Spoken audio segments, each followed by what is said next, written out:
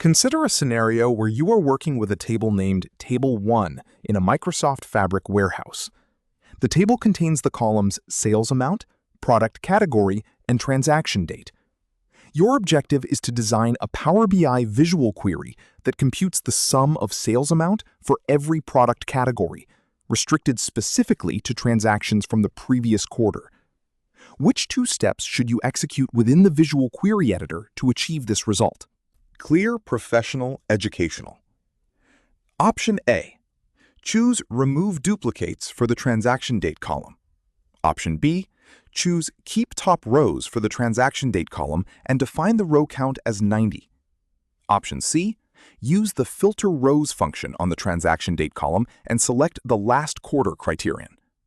Option D. Use the Group By function on the Product Category column and calculate the sum of the Sales Amount column. Option E. Apply a standard addition transformation to the Sales Amount column with a value of 90. At its core, this question asks how to perform data transformation and analysis within the Power BI visual query environment. Specifically, you need to determine the right operations to isolate a specific time period and then summarize numerical data based on categorical identifiers. I believe the correct answers are C and D. To calculate total sales per product category for the last quarter, you need to perform two logical operations: restricting the data to the correct time frame and then aggregating it. Option C is correct because it uses the filter functionality to narrow the dataset down to the previous quarter. Option D is correct because the Group By function allows you to categorize the data by product and perform the necessary sum operation on the sales column. The other options do not accomplish this task. Option A is ineffective here, as removing duplicates does not filter by time.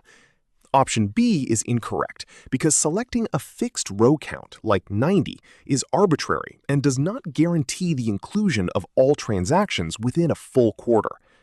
Finally, Option E adds a numeric value to sales, which changes the data rather than summarizing it.